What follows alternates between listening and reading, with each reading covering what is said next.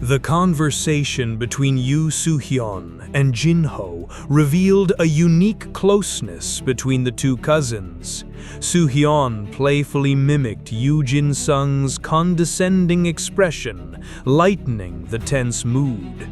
But beneath the teasing lay genuine concern. She knew that despite awakening as a hunter, Jin-ho still lacked the courage to stand up to his elder brother.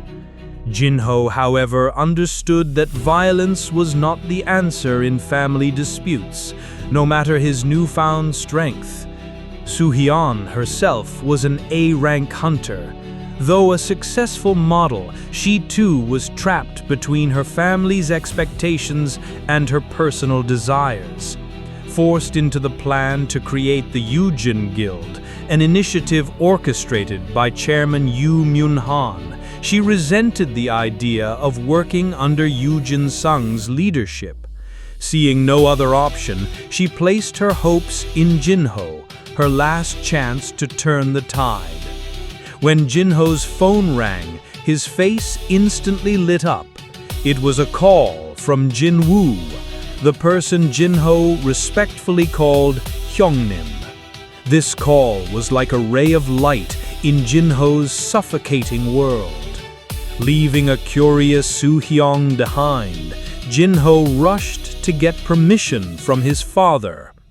Despite his anxiety, Jin-ho summoned the courage to approach the stern and cold Yoo Myun-han. Surprisingly, Myun-han merely sighed and allowed him to leave without anger. His mother tried to soften the atmosphere, reminding her husband to care more for Jin-ho. But Myun-han, ever cold and calculating, dismissed his son as weak, believing only a tiger deserved his attention, not a kitten. Meanwhile, at the Hunter Association, a troubling issue was unfolding. A mana measuring device repeatedly showed unstable readings, though no abnormalities were reported from the gates it scanned. Faced with a choice between reporting the error, which could cause raid cancellations and complaints from guilds, or staying silent to protect his job, the staff member chose silence. It was a risky gamble that could lead to disaster later. Elsewhere, An Sang-min, the leader of the White Tiger Guild's 2nd Management Division, was enjoying a quiet evening cooking miso soup. Years of single life had made him a skilled home cook, but as he relaxed, the evening news reported an explosion at the Federal Bureau of Hunters in the United States, allegedly caused by a clash between two S-rank hunters, a stark reminder of the chaos that hunters could unleash. Just as Sang-min prepared to eat, his phone rang. To his surprise, it was Sung Jinwoo. But what shocked him even more was Jinwoo's request to join the White Tiger Guild's rookie training program. Why would a powerful hunter like Jinwoo want to participate in a beginner's course? This mysterious request hinted at hidden intentions, perhaps a preparation for something much bigger. As these seemingly separate events unfolded, they began weaving a larger narrative of power struggles, destiny, and personal choices. The stage was set for explosive developments ahead. After the phone call, Jinwoo successfully persuaded An Sang-min to let him join the White Tiger Guild's rookie training session. Even though Yoo Jin-ho was busy, he still arranged a car for Jinwoo without hesitation, showing his growing maturity and reliability. Jinwoo arrived at the house of Han Sung-yi, the high school girl the teacher had asked him to help. Sung-yi turned out to be no stranger. She was the only female member of the beginner raid party with Yu Jinho. Jinwoo clearly understood that with her E-rank abilities, Song Yi was heading straight toward death if she recklessly pursued a hunter's life. Instead of persuading her with words, Jinwoo opted to let reality be her harsh teacher. He offered to train her to become a strong hunter, a proposal that Song Yi, full of youthful determination, eagerly accepted. Jinwoo knew from experience the brutal reality of a dungeon teaches lessons words never could. They arrived at the White Tiger Guild's raid location, where the rookie team was preparing to tackle a C-rank gate. But Jinwoo quickly noticed the team was far too powerful. An A-rank hunter, 7 B ranks, and 4 C ranks, completely overqualified for a low-level dungeon. This was clearly meant as a safe training exercise for the new recruits. Song Yi looked up to the White Tiger hunters like celebrities, her admiration plain to see. Jinwoo allowed her to join the raid team, choosing to observe from outside as requested by Ygritte. He didn't want Song Yi to witness his true power or the Shadow Army, fearing it would only feed her dangerous illusions. But as the recruits entered the gate, Jinwoo sensed something terribly wrong. The gate began to ripple violently on its own, something that should never happen. Placing his hand on the gate, Jinwoo felt a powerful force pulling him in, despite his resistance. He only had time to shout to Ygritte to call the Hunter Association before the gate swallowed him whole. The situation spiraled into chaos. Ygritte realized the horrifying truth. This was no ordinary C-rank gate. It had transformed into a red gate, the deadliest type of dungeon portal, known to wipe out entire hunter teams, even those of high rank. Red gates are unpredictable and nearly impossible to detect in advance. Panicked, Jichel reported the incident to An Sang-min, who was shocked to the core. How could a simple C-rank gate suddenly become a red gate? This was beyond anything they had prepared for. Now, Jinwoo, Han Song-yi, and the entire White Tiger rookie squad were trapped inside a deadly dungeon. No one knew what awaited them beyond the gate, but one thing was certain. This would not be the simple training session they had planned. A catastrophe was about to unfold, or perhaps a legend was about to be born. Upon hearing about the Red Gate incident, Guildmaster Bae Yoon-ho rushed to the scene. In front of him stood a sealed crimson gate, radiating deadly energy. Though the Guild Association reported it as a mere C-rank gate, Bae Yoon-ho immediately recognized the danger. This was no low-level dungeon. It could easily be B rank or even A rank in disguise. A red gate meant only two things: kill the boss or die trying. Amid the tense atmosphere, Hyun Gi-chul and An Sang-min revealed an unexpected factor. Sung Jinwoo had entered the gate with the rookies.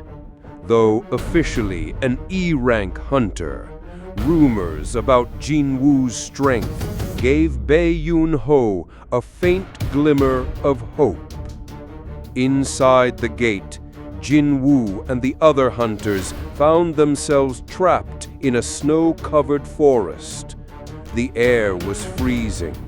The trees towered ominously overhead, and unseen monsters lurked in the shadows. Almost immediately, they were ambushed by White Walkers, deadly ice elves known for their cunning and brutality. Jinwoo quickly saved Han Sung-yi from a fatal ice arrow. While panic spread among the rookies, only Jinwoo and the A-rank hunter Kim Chul remained calm. But Kim Chul's true nature soon surfaced. He selfishly decided to abandon the weaker hunters, taking only the B ranks with him to hunt the boss. He left Jinwoo, Han Sung-yi, and the weaker members to fend for themselves. Unexpectedly, a female B-rank hunter chose to defect from Kim Chul's group and join Jinwoo. She had seen what others missed. Jinwoo caught an arrow mid-flight with his bare hand, a feat beyond Kim Chul's reflexes. Her quiet words to Jinwoo, "You're not really an E-rank hunter, are you?" revealed her sharp insight into Jinwoo's hidden strength. The team split, and Kim Chul led the strong deeper into the dungeon. Meanwhile, Jinwoo, Han Sung-yi, and the weakest hunters, along with the mysterious female hunter, prepared to survive in the frozen wilderness, all while being watched by the White Walkers from afar. Outside, Bae Yoon-ho, though deeply worried, clung to the hope that Sung Jinwoo might work a miracle. But time was running out. If the boss wasn't defeated soon, the dungeon would erupt, wiping out everyone inside. The life and death struggle within the Red Gate had begun, and only the harsh truth would reveal who the true hunter was.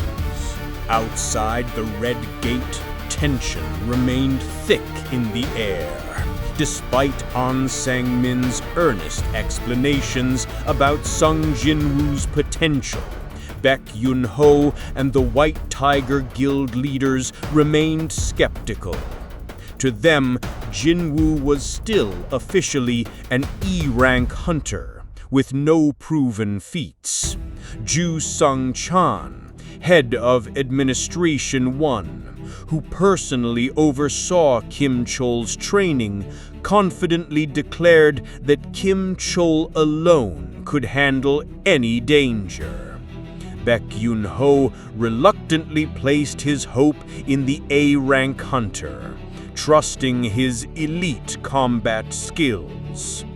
But An Sang-min knew the truth was far more complex. He believed in Jinwoo, though he couldn't fully explain why Jinwoo was so different. Inside the Red Gate, Jinwoo had a blunt conversation with Park Hee-jin. A seasoned hunter and former athlete, Hee-jin quickly realized Jinwoo wasn't an ordinary E-rank hunter. She had witnessed him catch the Ice Elf's arrow, a feat of reaction and speed beyond any normal hunter. Even when questioned, Jinwoo refused to reveal his true power. He didn't need anyone's approval or understanding. Meanwhile, Kim Chol's group, the stronger hunters, had already departed, leaving Jinwoo's weaker team behind. Kim Chol mocked Jinwoo's decision to head into the forest, believing only a fool would venture into the domain of the ferocious frost bears. But Jinwoo had a plan. He understood that if the frost bears ruled the forest, no stronger predators would intrude. By heading into the bears' territory, they reduced the risk of unexpected encounters. Now they only needed to survive the beasts they could see, not the unknown lurking elsewhere. Eventually, Park Hee-jin understood Jinwoo's strategic thinking and felt embarrassed for shouting at him earlier. Jinwoo further shocked everyone by summoning winter coats and boots from the system store, spending a mere fraction of his gold. The items materialized out of thin air, leaving Park Hee-jin and the others stunned, further confirming their suspicion that Jinwoo wasn't ordinary. Finally, Jinwoo laid down the rules. Don't ask me anything. If you disagree, you're free to leave now. But after seeing his preparation and calm leadership, no one dared walk away. Even the two lower-ranked hunters, who had initially followed Park Hee-jin because of her B-rank status, silently chose to follow Jinwoo instead. Meanwhile, Kim Chol still scoffed, thinking Jinwoo's team would perish at the claws of the frost bears. But what Kim didn't realize was that his arrogance was leading his own team toward a far greater danger. The true battle for survival in the Red Gate had only just begun, and soon the real strength of each hunter would be revealed. In the snow-covered forest, the true reason behind Jinwoo's decision to venture into the dangerous woods was finally revealed. It wasn't just about avoiding unexpected threats. It was also to activate his title, Wolf Slayer, which boosted his combat stats by 40% when fighting magical beasts. This was the perfect place to level up quickly in a relatively controlled environment. As soon as Jinwoo activated the title, a colossal ice bear appeared. Its massive body radiated deadly cold, and its hostility was palpable. The other hunters panicked. Park Hee-jin even tried to distract the beast herself, ready to sacrifice for the team, but Jinwoo stopped her.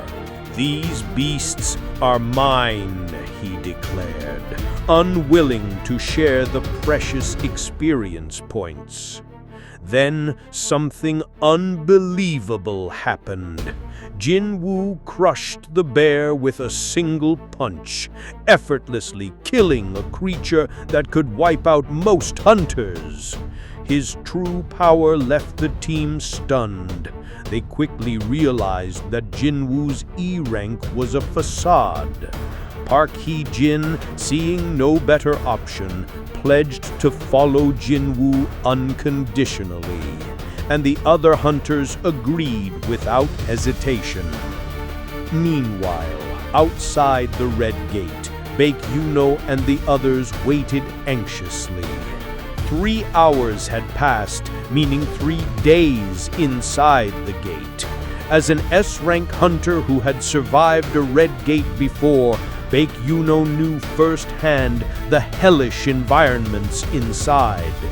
Blistering deserts, venomous jungles, freezing tundras, and relentless monsters. Based on his experience, hunters below C rank would barely survive a few days. Their only hope lay with Kim Chul, the A rank hunter. But even with his skills, survival was far from guaranteed. Back inside, contrary to the dire expectations outside, Jinwoo's group was enjoying dinner.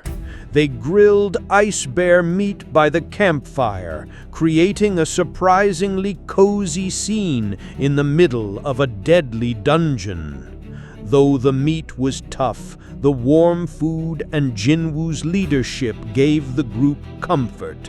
The man once called the weird uncle was now the leader in their eyes. But Jinwoo wasn't resting. He left the camp to investigate something odd. The ice bears were moving in a single direction. Following their trails, he discovered a field of caves teeming with dozens of ice bears. This was exactly what he had been waiting for. With a cold smile, he summoned his shadow soldiers, silent, black-armored warriors standing at the ready. Facing more than 30 ferocious beasts, he calmly commanded, "Go." And so began the true battle, a perfect opportunity for Jinwoo to test the might of his growing shadow army against a horde of monsters in their own lair. The shadow soldiers quickly closed the distance to the ice bears, but the bears moved faster than the soldiers. With a single swipe, one of the ice bears wiped out a shadow soldier. The sight would have been terrifying if these soldiers were human in black armor. Jinwoo frowned, surprised by the strength of the beasts. Then something unexpected happened. After the shadow soldier was destroyed by the ice bear, it turned to black smoke before hitting the ground and reformed into its original shape. Jinwoo's eyes widened in realization. The shadow soldiers were not living beings, but entities that could regenerate. The ice bears, realizing their attacks had no effect, roared in anger. As the battle raged on, the shadow mages cast explosive fireballs, causing massive explosions that left the ice bears severely wounded. The shadow soldiers continued their assault, slashing and stabbing the burning bears. Initially, the ice bears held the advantage, but gradually they were pushed back and slaughtered. Jinwoo observed the battle with amusement, impressed by the strength of his shadow army. But just as the ice bears were retreating, a giant ice bear emerged from its den, much larger and stronger than the rest. Jinwoo immediately recognized it as the Alpha, and as expected, its power was overwhelming. A single swipe from the Alpha Bear wiped out several shadow soldiers. Even their regeneration couldn't keep up with the massive destruction. At that moment, Jinwoo received a notification. "You have run out of mana. The shadow soldiers can no longer regenerate." Realizing he had exhausted his mana, Jinwoo understood that his shadow soldiers depended on his mana to regenerate. With a click of his tongue, he prepared to summon his trump card, Ygritte. From the shadows, the leader of the shadow army, Ygritte, emerged. She swiftly engaged the Alpha Ice Bear, using her agility and skill to avoid its attacks and swiftly cut into its tendons. Jinwoo admired Ygritte's precision as she dismantled the giant bear piece by piece, ultimately decapitating it with a clean strike. The alpha ice bear was defeated, and Ygritte presented its head as a trophy to Jinwoo. With the alpha defeated, the remaining ice bears panicked and were quickly eradicated by the shadow soldiers. The battle was won, and Jinwoo leveled up along with his shadow soldiers. Jinwoo then extracted the